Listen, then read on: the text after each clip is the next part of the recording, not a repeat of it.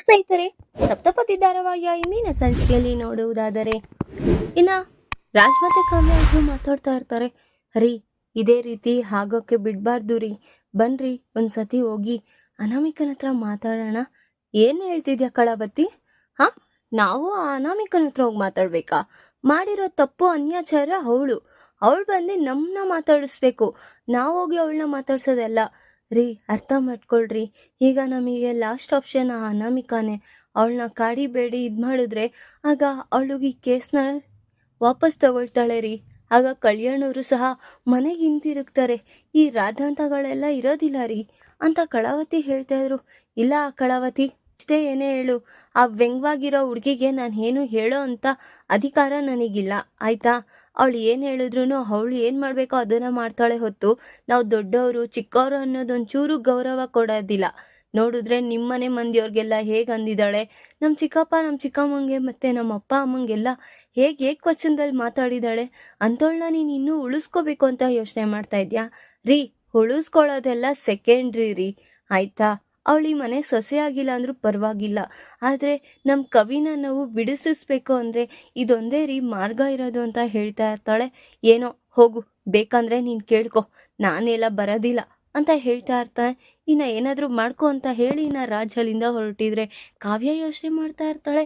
ಇನ್ನು ಈ ಕಡೆ ನೋಡಿದ್ರೆ ನೈಟು ಕ್ಯಾಂಡಲ್ ಲೈಟಲ್ಲೆಲ್ಲ ಹಾಕೊಂಡು ಜ್ಯೂಸ್ ಕುಡ್ತಾ ಆರಾಮಾಗಿ ಫೋನ್ ನೋಡ್ತಾ ಇರ್ತಾಳೆ. ಇನ್ನು ನೋಡಿದ್ರೆ ಕಳಾವತಿ ಇನ್ನು ಕಾರಲ್ಲಿ ಇಳಿತಾ ಇದ್ದೀನ ನೋಡಿ, ಬಂದರು, ಈಗೇನಾಗುತ್ತೋ ಏನು ಅಂತ ವ್ಯಂಗ್ಯವಾಗಿ ಮತ್ತೆ ಏನು ನೋಡೇ ಇಲ್ಲ ಅನ್ನೋ ರೀತಿ ಮತ್ತೆ ಫೋನ್ ನೋಡ್ಕೊಂಡು ಕೂತಿರ್ತಾಳೆ ಅನಾಮಿಕಾ. ಆಗ ಕಾವ್ಯ ಬಂದು, ಅನಾಮಿಕಾ, ಹೋ ನೀವಾ, ಹೇಳಿ ಏನು ಬಂದಿದ್ದ ವಿಚಾರ? ಅಲ್ಲ, ನಿನಗೆ ಒಂಚೂರು ಸಂಸ್ಕಾರ ಅನ್ನೋದು ಇದೆಯಾ? ಹಾಂ, ಬಂದಿದ್ದೀವಿ, ಒಬ್ಬರು ನಿಂತಿದ್ದೀವಿ, ಕುತ್ಕೊಳ್ಳಿ, ಏನು ಬೇಕು ಎತ್ತಾದರೂ ಕೇಳ್ತಾ ಇದೆಯಾ? ಏನಂತ ನಿಮ್ಮ ಅಪ್ಪ ಅಮ್ಮ ನಿನಗೆ ಬುದ್ಧಿ ಹೇಳ್ಕೊಟ್ಟಿದ್ದಾರೋ ಅಲ್ವಾ? ಇವಾಗ ಬಂದಿದ್ದ ವಿಚಾರ ಏನು?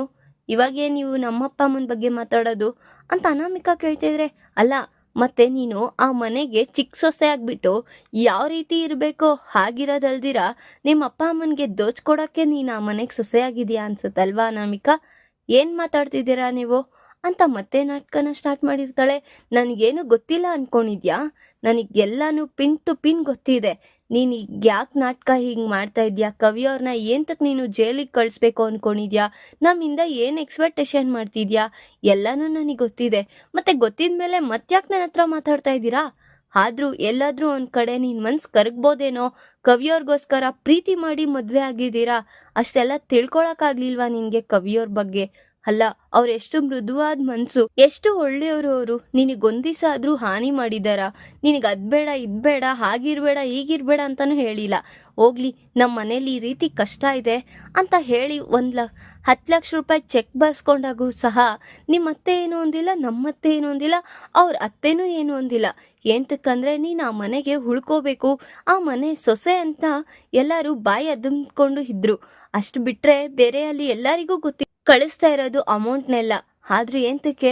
ಈ ಮನೆ ಸೊಸೆ ಅಲ್ವಾ, ಅವ್ರ ಹೆಸರು ಹೋಗ್ಬಾರ್ದು ಅಂತ ಅವ್ರ 3 ಜನನೂ ನಿನ್ನ ಕೇರ್ ಮಾಡ್ದಿರಾ ಆದ್ರೂ ಮೌನವಾಗಿದ್ರು. ಆದರೆ ನೀನ್ ಮಾಡ್ತಾ ಇರೋದು ನೋಡಿದ್ರೆ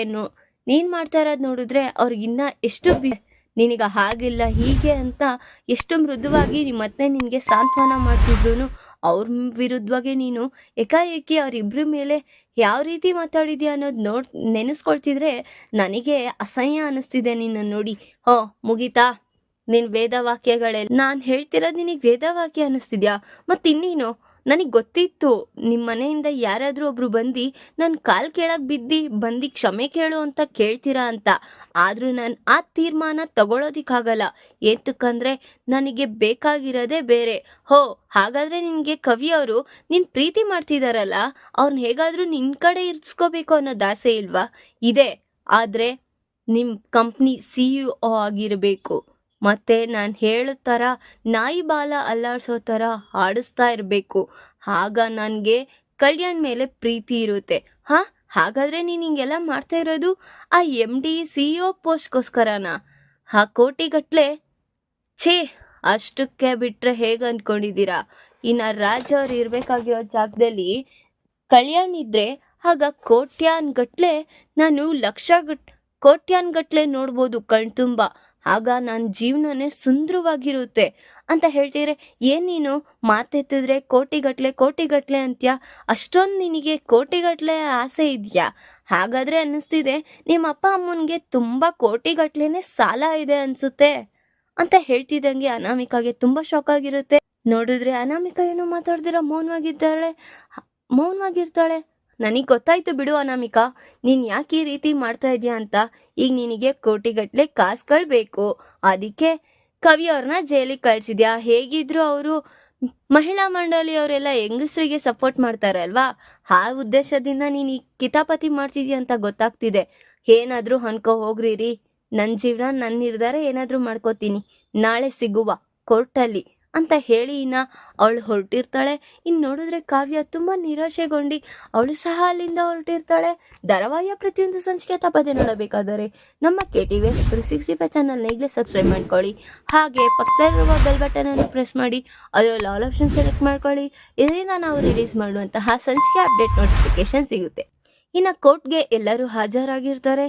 ಈ ಕಡೆ ಅನಾಮಿಕಾ ಅವ್ರ ಅಪ್ಪ ಅಮ್ಮ ರಾಜ್, ಕಳಾವತಿ ಮತ್ತೆ ಧನಲಕ್ಷ್ಮಿ ಪ್ರಕಾಶ್ ಅವರು ಎಲ್ಲರೂ ಸಹ ಹಾಜರಾಗಿರ್ತಾರೆ.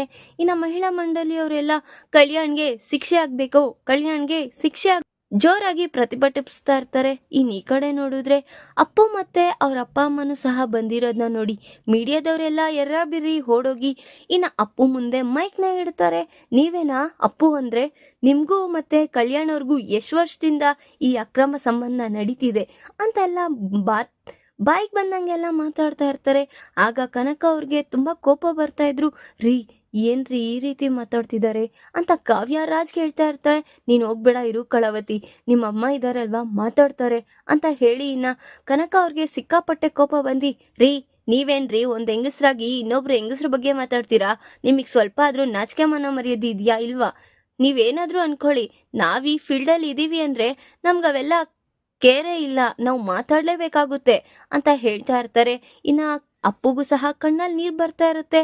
ನೋಡುದ್ರಮ್ಮ, ಈ ಅಪ್ಪುನ ಬಿಡ್ಲೇಬಾರ್ದು ಅಂತ ಹೇಳಿ ಅನಾಮಿಕಾ ಅವ್ರ ಅಪ್ಪ ಅಮ್ಮ ಪಣ ತೊಟ್ಟಿ ನಿಂತಿರ್ತಾರೆ. ಇನ್ನ ಮೀಡಿಯಾದವರೆಲ್ಲ ಅಪ್ಪಗ್ ಬಿಡ್ದಿರಾ ಹಾಗೆ ಇಲ್ದೇರೋ ಸಲ್ದಿರೋ ಮಾತನ್ನ ಕೇಳ್ತಾನೆ ಇರ್ತಾರೆ.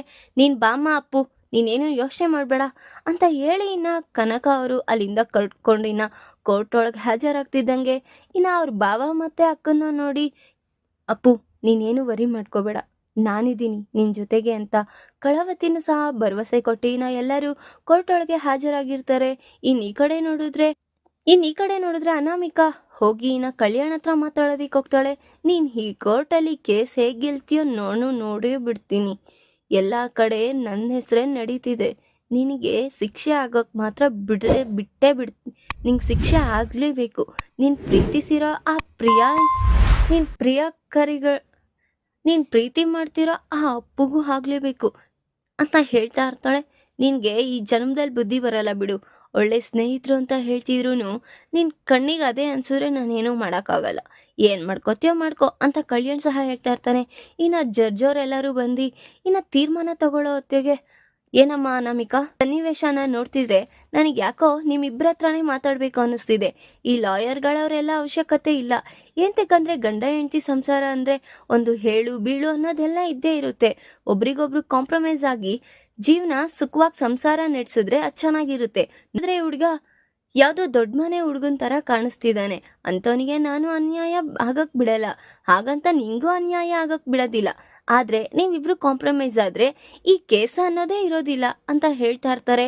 ಈ ಅನಾಮಿಕಂಗ್ ನೋಡಿದ್ರೆ ಹೊಟ್ಟೆಲಿರೋ ಕಿಚ್ನ ಬೆಂಕಿಗೆ ಚೆಲ್ದಂಗೆ, ನನಗೆ ಅವನ್ ಬೇಕು, ಆದ್ರೆ ಅವನ್ನ ಪ್ರೀತಿಸ್ತಿರೋ ಆ ಅಪ್ಪುಗೆ ಜೈಲ್ ಶಿಕ್ಷೆ ಆಗ್ಲೇಬೇಕು ಅಂತ ಪಣ ತೊಡ್ತಾ ಇರ್ತಾಳೆ. ನೋಡಿದ್ರೆ ಅಲ್ಲಿರೋರ್ಗೆಲ್ಲರಿಗೂ ಸಹ ತುಂಬಾ ಬೇಜಾರಾಗ್ತಾ ಇದ್ರೆ ಇನ್ನ ಜಡ್ಜ್ ಅವ್ರಿಗೆ, ಯಾಕಮ್ಮ ನಿನ್ಗೆ ಅಷ್ಟೊಂದು ಆಸೆ, ಅವಳಿಗೆ ಶಿಕ್ಷೆ ಆಗ್ಬೇಕು ಅಂತಾನೆ?